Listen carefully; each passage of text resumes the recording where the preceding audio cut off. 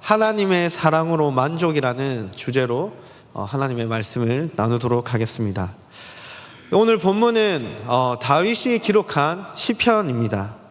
이 시편은 장르가 크게 6가지가 있는데 어떻게 나눌 수 있냐면 탄식시, 감사시, 찬양시, 그리고 신뢰의 시, 제왕시, 지혜시, 이렇게 6가지로 나누어집니다. 오늘 우리가 읽은 이 시편 131편은 6개의 장르 중에 뭐냐면 바로 신뢰의 시편이라고 할 수 있습니다. 저는 오늘 이 시편 131편 이 신뢰의 시를 가지고 3가지를 이야기하려고 합니다. 첫 번째는 이 시편 131편이 말하고 있는 교만 혹은 이 우상의 특징이 무엇인지 살펴보도록 하겠습니다. 두 번째로는 교만이라는 우상은 사랑의 품에 있을 때에 해방될 수 있다라는 것을 살펴보고요. 마지막 3번째는 그렇다면 우리가 어떻게 그 사랑의 품에 있을 수 있는가, 어떻게 그 사랑에 머물 수 있는가, 그거에 대해서 이렇게 3가지를 살펴보도록 하겠습니다. 먼저 첫 번째로 이 시편 131편에 나타난 교만 혹은 이 우상의 특징이 무엇인지 보도록 하겠습니다. 우리 1절을 한번 다시 볼게요. 우리 함께 읽어보겠습니다. 여호와여, 내 마음이 교만하지 아니하고 내 눈이 오만하지 아니하오며 내가 큰 일과 감당하지 못할 놀라운 일을 하려고 힘쓰지 아니하나이다. 자, 이 시편 기자는 지금 자신은 마음이 교만하지 않고 또 자신의 눈이 오만하지 않다라고 말하고 있습니다. 그러면서 자신은 큰 일과 그리고 감당하지 못할 놀라운 일을 하려고 힘쓰지 않는다라고 지금 고백을 하고 있습니다. 여기서 우리가 잠깐 짚고 넘어가야 될 부분은 이 구절을 통해서 우리가 알 수 있는 것은 이 눈과 마음이 연결되어 있다는 겁니다. 이게 무슨 말이냐면 눈이 오만하다라고 지금 이렇게 되어 있는데 오늘 본문에서는 이걸 직역하면 눈이 높다. 그러니까 지금 눈이 뭘 보고 있냐면 높은 것을 보고 있다라고 이야기를 합니다. 눈이 높은 것을 보고 있으니까 어떻게 되냐면 마음이 교만해진다라고 이야기를 하는 겁니다. 그러니까 지금 뭘 보고 있냐면 자신을 드러내기 위해서, 자신을 또 어떻게 증명하기 위해서 뭔가 큰 일을 하기 위해 뭔가 그걸 보고 있는데 그러다 보니까 마음이 어떻게 되냐면 높아지고 있다라고 이야기를 하고 있는 겁니다. 여기서 우리가 알 수 있는 것은 눈이 무엇을 보는가에 따라서 마음에 영향을 끼친다는 겁니다. 지금 그게 연결이 되어 있다는 건데 결론적으로 이 눈이 지금 높은 것들을 지금 보고 있기 때문에 마음이 교만해지기 시작한다라는 것을 우리가 이 구절을 통해서 알 수 있는데 그러면 이제 이 마음이 교만해지면 어떻게 되냐면 눈으로 보는 것을 실제로 행하기 시작하죠. 그게 뭐죠? 오늘 본문에서 보니까 큰 일과 감당하지 못할 놀라운 일을 하는 것.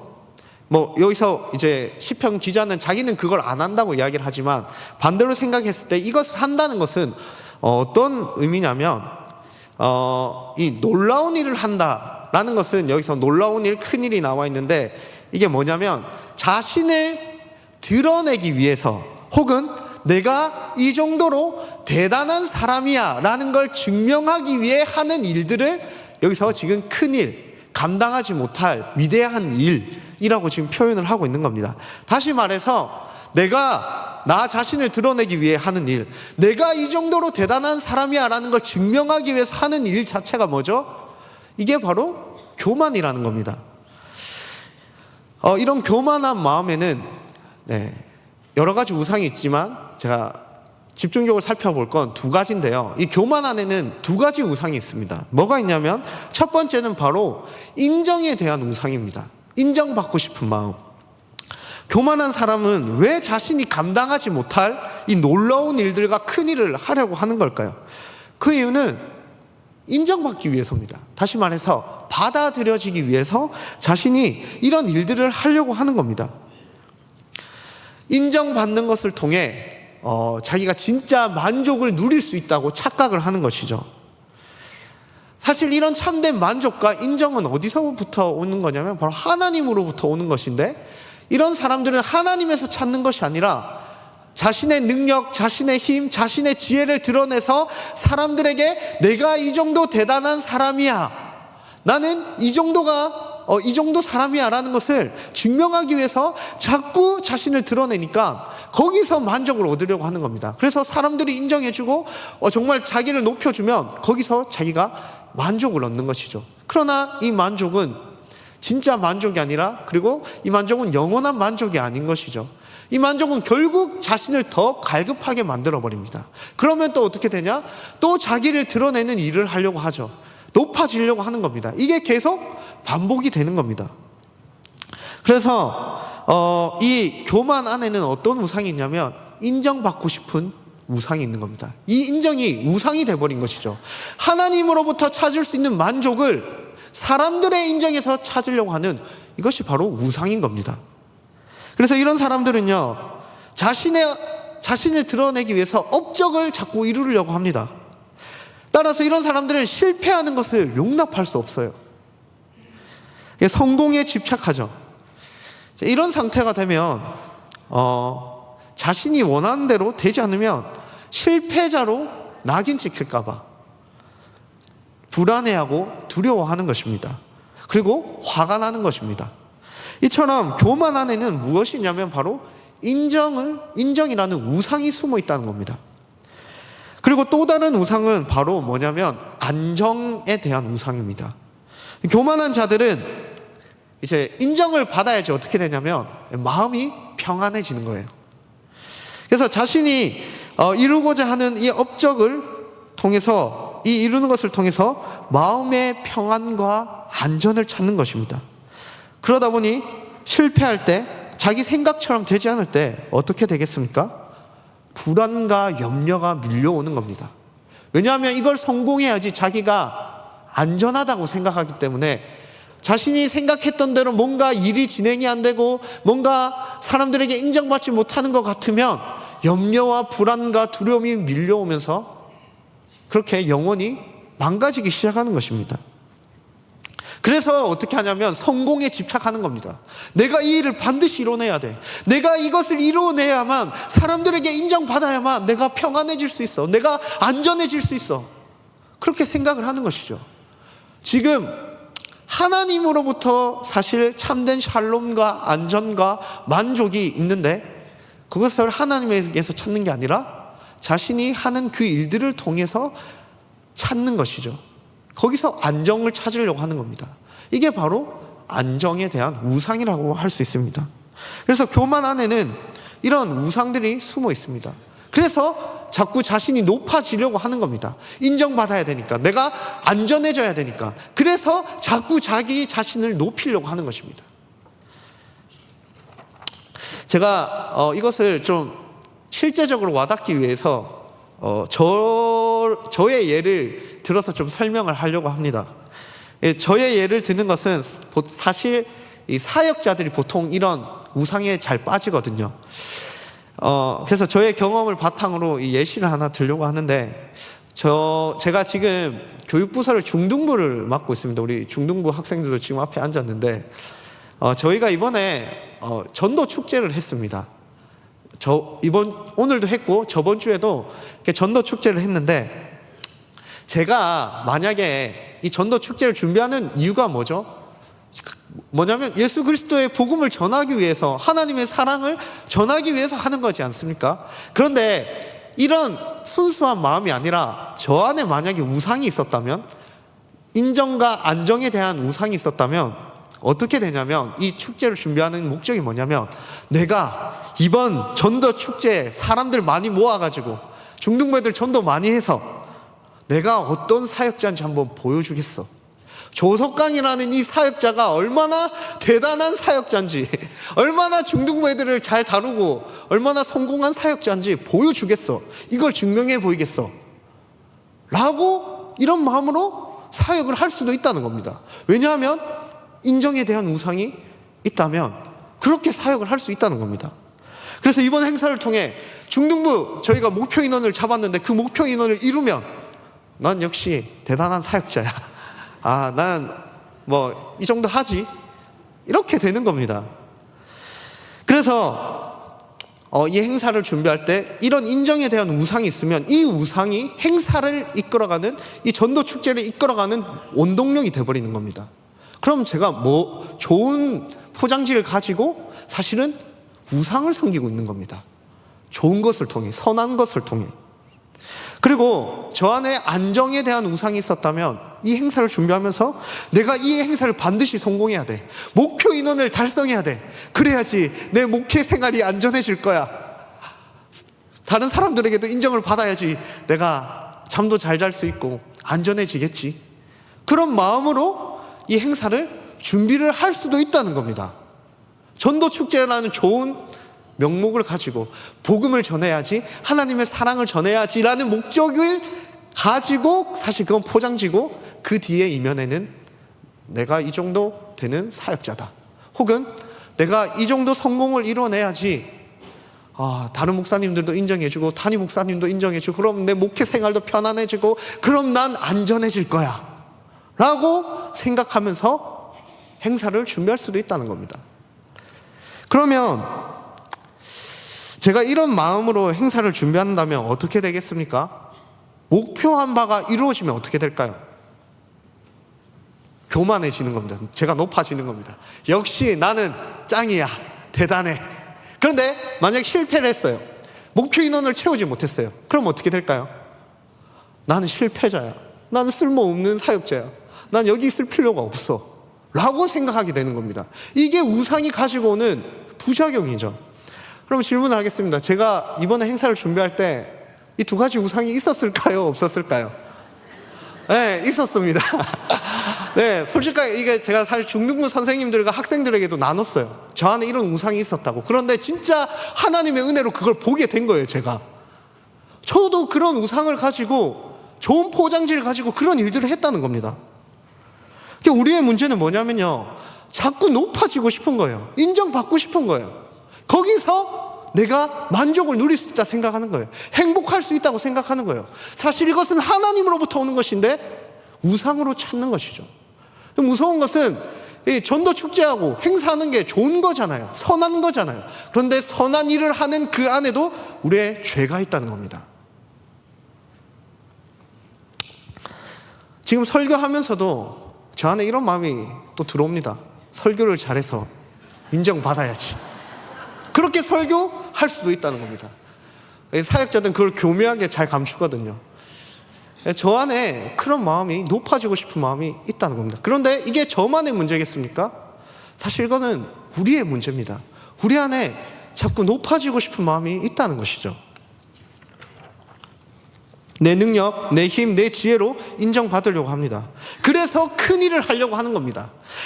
자기도 감당하지 못할 위대한 일을 해서 해내지도 못할 건데 결국 실패하면 또 좌절할 거면서 아이고 그럼 난 또 실패자구나, 그렇게 될 게 뻔한데 결국 그렇게 우상을 섬기면서 결론적으로 하나님을 의지하지 않는 것이죠.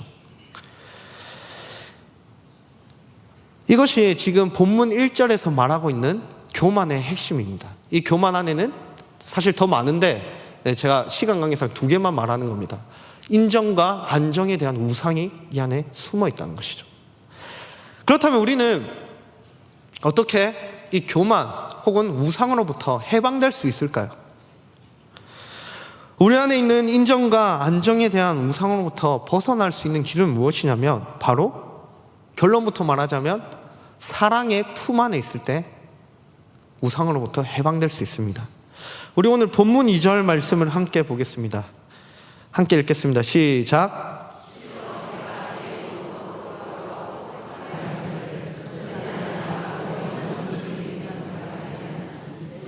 영혼이 젖된 아이와 같도다. 자, 오늘 이 시편 기자는 자신이 교만하지 않기에 큰 일과 감당하지 못할 일을 하지 않는다고 말하고 있습니다. 거기서부터 자신의 만족과 인정과 안정을 찾지 않는다라고 고백을 하면서, 그러면서 지금 어떤 이야기를 하냐면 자기는 그 안에서 만족을 구하는 게 아니라 젖된 아이가 어머니의 품 안에 안겨 있을 때 고요하고 평안한 것처럼 내가 지금 그 젖된 아이와 같이 사랑의 품에서 고요하고 평안할 수 있습니다 라고 고백을 하는 겁니다. 다시 말해 이 교만한 마음 안에서, 우상 안에서 만족과 기쁨과 받아들여짐을 찾는 게 아니라, 나는 젖된 아이가 엄마의 품에서 평온과 고요할 수 있듯이 내 영혼이 젖된 아이와 같이 사랑의 품 안에서 진짜 만족을 누립니다. 진짜 받아들여짐을 경험합니다. 내 영혼이 안전합니다 라고 고백을 하고 있는 것입니다. 여기서 젖된 아이는 이제 오늘로 치면 한 4살에서 5살 정도 되는 유아라고 할 수 있습니다. 이 4살 정도 5살 정도 되는 아이가 젖을 뗐지만 엄마의 품이 그래도 필요합니까? 안 필요합니까? 엄마의 품이 당연히 필요하죠. 4살에서 5살 아이에게 엄마의 품이 가장 안전한 품입니다. 엄마의 그 사랑의 품 안에 있을 때 이 아이가 만족할 수 있고 행복할 수 있고 잘 자랄 수 있고 건강하게 커가는 겁니다. 그렇다면 지금 이 다윗은 엄마라는, 이 어머니라는 이 상징적인 표현을 쓰고 있는데, 여기서 그럼 엄마는 사실 누구를 가리키고 있는 걸까요? 그렇죠. 하나님을 가리키고 있는 겁니다. 젖된 아이는 자기를 가리키고 있는 거고, 그래서 나는 하나님의 사랑의 품 안에 있을 때 안전할 수 있습니다. 내가 당신에게 있을 때 만족할 수 있습니다. 내가 당신 안에 있을 때 참된 기쁨을 누릴 수 있습니다 라고 다윗이 고백을 하는 것입니다. 우리가 언제 안전할 수 있고 언제 만족할 수 있냐면, 바로 하나님의 사랑의 품 안에 있을 때 진정한 평안과 안정과 받아들여짐, 즉 인정을 누릴 수 있는 겁니다. 그분은 우리를 조건 없이 자녀로 받아주셨고 있는 모습 그대로 인정해 주십니다. 엄마가 4살에서 5살도 안 되는 그 아기를 그냥 좀 못났게 좀 싫은 행동한다고 안 받아주겠습니까? 그냥 있는 모습 그대로 일단 받아주지 않습니까? 그 품에 안지 않습니까? 하나님도 우리를 있는 모습 그대로 그 사랑의 품 안에서 우리를 안아주신다는 겁니다. 우리를 받아주신다는 겁니다. 자녀로. 그리고 하나님은 우리가 무엇을 잘하고 무엇을 못하고 어떤 일을 성공하고 실패하고 내가 위대한 일을 통해서 어떤 이익을 창출하고 유익을 얻고 못 얻고를 떠나서, 그분은 그저 우리를 조건 없이 사랑의 품으로 품어주시는 것입니다. 다시 말해 하나님은 우리를 기능적으로 대하는 게 아닙니다. 우리를 도구로 대하는 것이 아니라 하나님은 우리를 인격적으로 대하신다는 겁니다. 우리가 잘하고 못하고를 떠나서, 우리의 행위를 떠나서 하나님은 그저 그냥 우리를 자녀로 받으셨고 우리를 사랑하시겠다고 결정하신 겁니다. 따라서 그 사랑의 품 안에 있을 때 진짜 만족과 기쁨과 평안과 안전을 누릴 수 있다라고 다윗이 고백을 하는 것이죠. 따라서 우리가 이 사랑의 만족 안에 있을 때 우상을 찾지 않는 겁니다. 그분의 사랑의 품은 우리를 가득 채우는 것을 넘어서서 흘러넘치게 채우십니다. 그런 흘러넘침의 그 사랑을 받는 사람이, 그 참된 만족을 경험한 사람이 싸구려 같은 없어질, 영원하지 않을 그런 만족을 찾겠습니까? 거기에 시선이 가겠습니까? 진짜 기쁨과 만족을 아는데, 진짜 사랑이 뭔지를 아는데, 엄마의 품이 가장 안전한다는 걸 아는데 어떤 바보가 그 품에서 벗어나려고 하겠습니까? 따라서 이 우상으로부터 해방될 수 있는 것, 이 교만의 문제를 해결할 수 있는 것은 그분의 사랑의 품에서 그분의 사랑을 깊이 체험하고 누릴 때, 다시 말해서 그 사랑을 누리고 하나님을 이제 내가 사랑하고 즐거워하고 기뻐하기 시작할 때, 그분을 예배하기 시작할 때, 그분을 찬양하기 시작할 때 우리 안에 교만이 무너지고 우리 안에 우상이 무너지고 하나님을 사랑하기 시작한다는 겁니다. 이것이 다윗이 말하고 있는 오늘 시편 2절의 말씀입니다. 다시 저의 이야기로 돌아와서 이번 전도 축제를 제가 또 준비를 하면서 제 안에 인정과 안정에 대한 우상이 있었다고 말씀을 드렸습니다.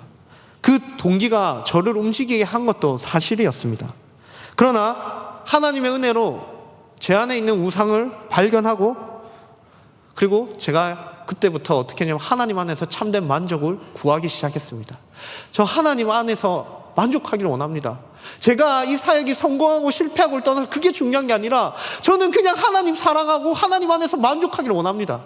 제 기도 제목이 그렇게 바뀌었어요. 처음에 기도 제목은 뭐냐면 이 목표한 인원 채워줘야 됩니다. 하나님 아시죠? 저 이거 실패하면 어떻게 되는지 아시죠? 그렇게 기도했어요. 그런데 그 안에 사실 우상을 섬기는 기도였죠. 근데 그것을 버리고 나서 제 기도가 어떻게 바뀌었냐면 하나님 다 필요 없어요. 그렇다고 제가 열심히 안 했다는 건 아닙니다. 네, 하나님 다 필요 없어요. 저 하나님만 있으면 돼요. 하나님 사랑 안에서 만족하고 싶어요. 하나님 은혜 누리고 싶어요. 저 하나님 사랑합니다. 하나님도 저 사랑하잖아요. 저 하나님 더 알고 싶어요.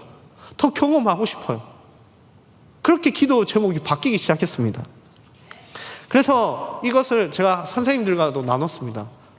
그리고 이 전도 축제를 그래서 선생님들과 어떻게 준비했냐면 우리 안에 있는 이제 우상을 내려놓고 무언가 우리가 이 사역적인 성공을 위해서 일하는 게 아니라 무언가 성취하기 위해서 하는 게 아니라 우리는 실패해도 된다. 우리가 목표한 인원 다 안 와도 된다. 가장 중요한 건 뭐냐? 우리가 하나님을 사랑하기 때문에 이 일을 한다는 것을 우리가 기억해야 합니다.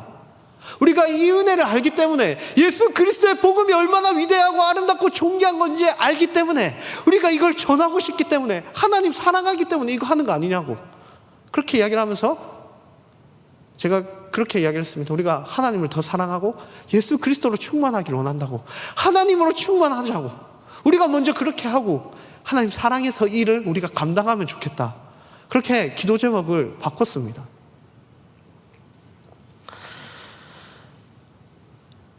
하나님으로 만족하는 인생, 하나님의 사랑을 경험하는 인생은 다른 어떤 것에서 자신의 결핍을 채우려 하지 않습니다. 다른 일을 통해서 심지어 그것이 사역이라고 하더라도 그런 것으로 우리의 결핍을 채우는 것이 아닙니다. 우리가 교회에 봉사하고 사역하고 가정을 돌보고 나에게 맡겨진 일에 최선을 다하는 것은 내가 인정받기 위해서, 내가 성공하기 위해서, 내가 거기서 안정을 찾기 위해서가 아니라 하나님을 사랑하기 때문에 하는 겁니다. 내가 하나님으로 충만하기 때문에 그분의 사랑이 얼마나 깊고 위대한지 알기 때문에 나에게 맡겨진 가정을 돌보는 겁니다. 교회 봉사를 하는 겁니다. 중등부를 사랑하는 겁니다. 섬기는 겁니다. 나에게 맡겨진 일을 최선을 다해서 살아가는 겁니다. 왜냐하면 그분의 은혜를 아니까, 그분의 사랑을 아니까 거기에 반응하는 것뿐입니다. 그러다가 결과가 좋으면 결과가 따라오는 거고 실패하면 쿨하게 넘길 수 있는 겁니다. 그래 실패할 수도 있지. 나는 실패도 상관없어. 어차피 하나님이 나에게 참된 만족을 주시는 분이니까. 이 말을 오해하지 마시기 바랍니다. 열심히 하지 말라는 그 말이 아니라요, 우리가 열심히 하게 만드는 동기가 하나님을 사랑하는 그 사랑의 품 안에서 만족을 누리는 것에서부터 시작이 되어야 된다는 걸 저는 지금 말씀을 드리는 겁니다. 그래서 우리는 자신의 존재를 증명하기 위해, 드러내기 위해, 받아들여지기 위해 안정을 찾기 위한 그런 목적이 아닌 하나님을 사랑하고 즐거워하기 때문에, 하나님이 맡겨주신 이 일들이 너무 좋기 때문에, 그래서 믿음으로 모든 영역에서 살아내기 시작하는 겁니다. 물론 그 과정에서 실패하고 넘어질 수 있습니다. 하나님이 정말 날 사랑하고 있는지 헷갈릴 때가 있습니다. 그러나 확실한 것은 그럼에도 하나님은 여전히 우리를 사랑하고 계시고 신실하게 우리를 인도하고 계시고 넘어지고 무너지는 그 시간을 통해서도 우리를 만들어 가시고 우리를 사용하시고 우리를 아름답게 빚어 가신다는 사실입니다. 이것이 우리에게 주어진 하나님의 약속이자 그분의 사랑의 품에서 누릴 수 있는 만족과 기쁨과 평안인 겁니다. 사랑하는 성도님 여러분, 우리가 어디서 만족을 얻겠습니까?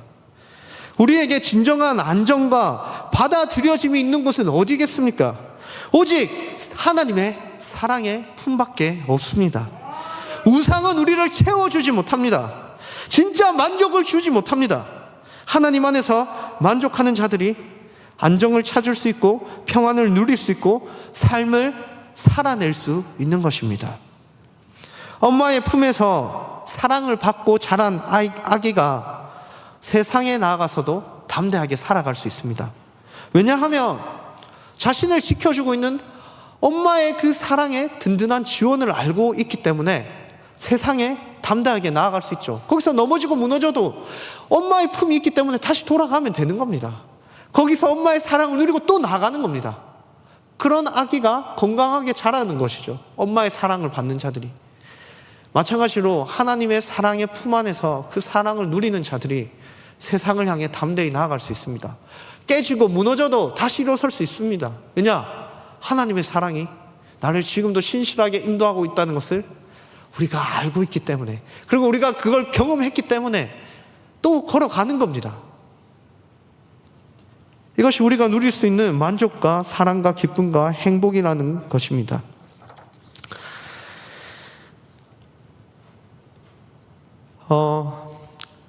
우리는 이미 받아들여졌기 때문에, 하나님으로부터 이미 받아들여졌기 때문에 하나님에게 인정받으려고 노력하지 않으셔도 됩니다. 우리가 신앙생활하면서 착각하는 것 중에 하나가 사람의 인정을 받으려고 하는 것도 있지만 하나님으로부터 인정받으려고 해요.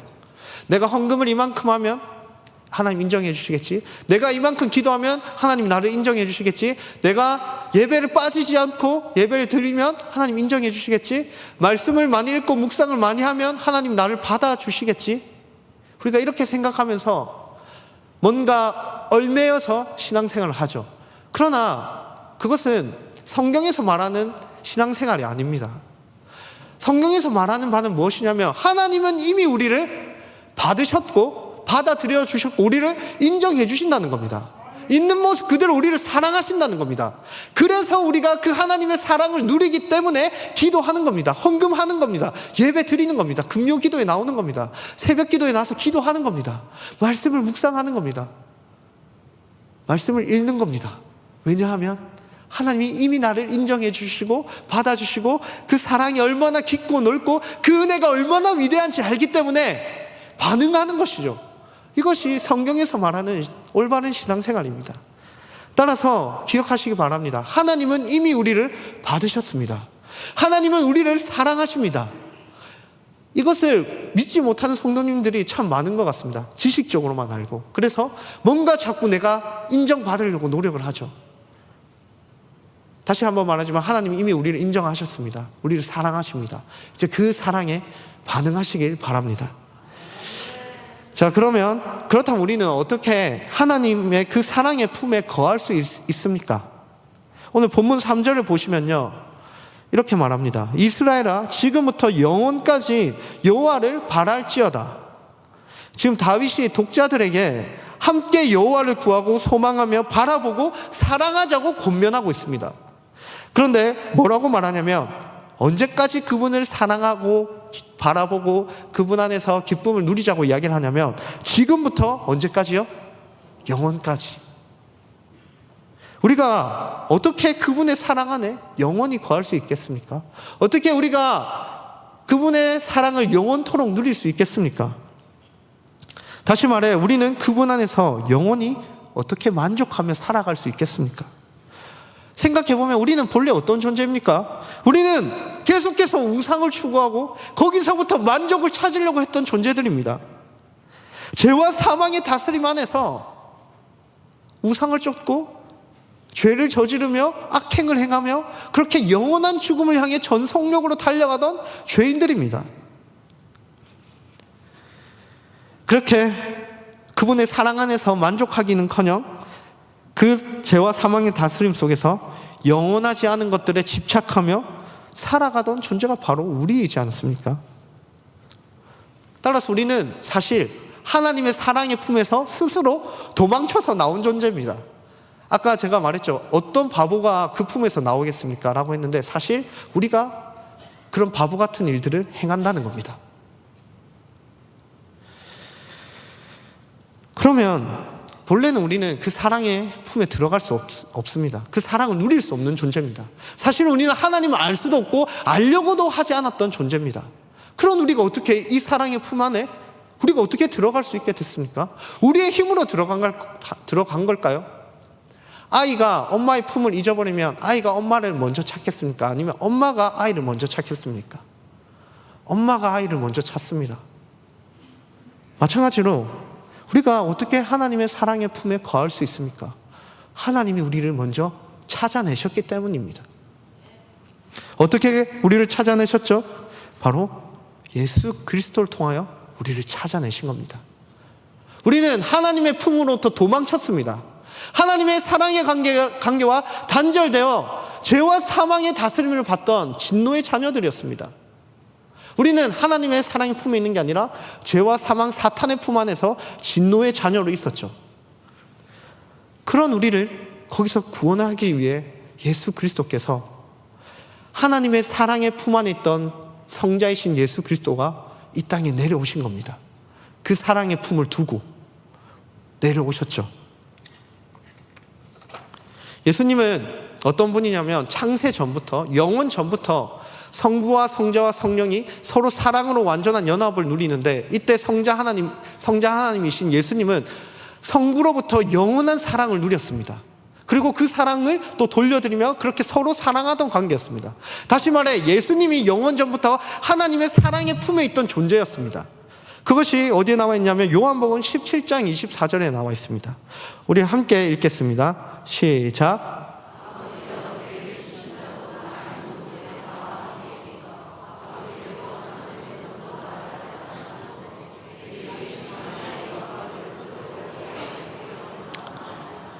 아멘. 자, 지금 예수님이 제자들을 위해서 하나님께 기도하고 있는 장면인데요, 여기서 노란 글씨를 보면요, 예수님이 이렇게 말씀하시죠. 아버지께서 창세전부터 나를 어떻게 해요? 사랑하심으로. 여기서 아버지는 바로 성부 하나님이고, 여기서 나는 누구냐면 바로 예수님입니다. 다시 말해서 하나님이 영원 전부터 예수님을 사랑하셨다는 겁니다. 다시 말해서 예수님은 영원 전부터, 세상이 만들어지기 이전부터 이미 하나님의 사랑의 품에서 영원한 사랑을 누리고 있었다는 겁니다. 그런데 그분이요, 그 사랑의 품을 포기하고 이 땅에 내려오신 겁니다. 그리고 어떻게 되시냐면요, 그분이 십자가에서 하나님의 심판을 받습니다. 다시 말해 하나님의 영원 전부터 누렸던 그 하나님의 사랑에서 예수님이 어떻게 되냐면 단절돼 버리는 겁니다. 왜냐하면 하나님이 십자가에서 예수님을 버리셨기 때문이에요. 하나님이 예수님을 그때 심판해 버리십니다. 다시 말해서 예수님은 사랑의 품에서 벗어나게 돼버린 겁니다. 왜 예수님이 이런 일을 당하셔야만 합니까? 우리가 그 일을 당했는데, 우리가 그렇게 살아가고 있는데, 우리는 그렇게 하나님과 영원히 단절되어야 되는 죄인인데, 그런 우리를 예수 그리스도께서 다시 하나님의 사랑의 품으로 되돌리기 위해서, 우리를 그쪽으로 인도하기 위해서 예수님은 영원 전부터 누렸던 아버지의 품을 떠날 수밖에 없었던 겁니다. 우리를 그곳에 인도하기 위해. 예수님이 우리의 모든 죄를 담당하셨죠. 그리고 우리의 죄를 대신하여 그분이 심판을 받으심으로 말미암아 하나님은 이제 우리를 심판하지 않습니다. 죄가 없다고 여겨주시죠. 그리고 우리를 의롭다고 여기십니다. 더 나아가 우리를 이제 뭐라고 부르시냐면 하나님의 자녀라고 부르죠. 우리는 그리스도를 통하여, 그분의 십자가의 죽음과 부활을 통하여 이제 하나님의 사랑의 품에 들어가게 된 겁니다. 그리고 이제는 우리가 그 하나님을 이제 뭐라고 부르죠? 예수 그리스도께서 나의 아버지라고 불렀던 것처럼 우리도 이제 예수님처럼 그분을 아버지라고 부르며 그분께 기도할 수 있는 겁니다. 그분의 사랑을 누릴 수 있게 된 겁니다. 우리가 어떻게 이 사랑을 누립니까? 바로 예수 그리스도를 통하여 이 사랑을 누리게 된 것입니다. 예수 그리스도께서 우리를 그 사랑의 품으로 인도하시기 위해 십자가에 죽으시고 부활하셨습니다. 그리고 완전한 의로움을 우리에게 값없이 주셨고, 그리스도 안에서 우리는 이제 하나님의 자녀로 하나님이 받아들여 주셨습니다. 이것이 그리스도께서 행하신 일입니다. 이것이 복음입니다. 우리가 이 복음을 붙잡을 때, 이 그리스도를 신뢰하고 의지할 때 하나님의 사랑의 품을 누릴 수 있게 되는 것입니다. 사랑하는 우리 성도님 여러분, 예수 그리스도를 신뢰하시길 바랍니다. 그리스도께 나아오시길 바랍니다. 그분 안에서 영원한 하나님의 사랑을 다시 누리시길 바랍니다. 혹시 이 자리에 하나님의 사랑 품을 떠났다고 생각하는 분이 계십니까? 무너지고 넘어졌다고 생각하는 분이 계십니까? 여전히 내 안에 우상이 있다고 생각하며 우상을 섬기고 있다고 생각하는 분이 계십니까? 다시 그리스도를 바라보십시오. 그분이 행하신 일을 기억하십시오. 그리고 다시 하나님의 사랑의 품으로 돌아가십시오. 하나님이 우리를 찾고 계시고 우리를 그리스도를 통하여 찾아내셨습니다. 이제 그 사랑에 반응하시길 바랍니다. 그 사랑 안에서 우리는 진짜 만족을 누릴 수 있고 진짜 안전할 수 있고 진짜 평안할 수 있습니다. 세상이 줄 수 없는 영원한 것들을 누릴 수 있습니다. 그분은 우리를 절대 포기하지 않습니다.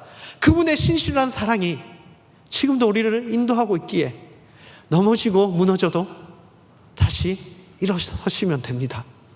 그러면 하나님이 그 모든 시간을 사용하셔서 우리를 가장 아름답고 존귀하고 사랑스러운 존재로, 매력적인 존재로 만들어 가실 겁니다. 주님 다시 오시는 그날, 그리고 그 모습이 완성이 되고 우리는 예수 그리스도께서 이 땅에 다시 오신 날 완전한 하나님의 나라에서 비로소 그때 완전한 사랑을 완전하게 영원토록 누리게 될 겁니다. 오늘 마지막 구절로 설교를 마치겠습니다. 이스라엘아, 지금부터 영원까지 여호와를 바랄지어다. 기도하겠습니다.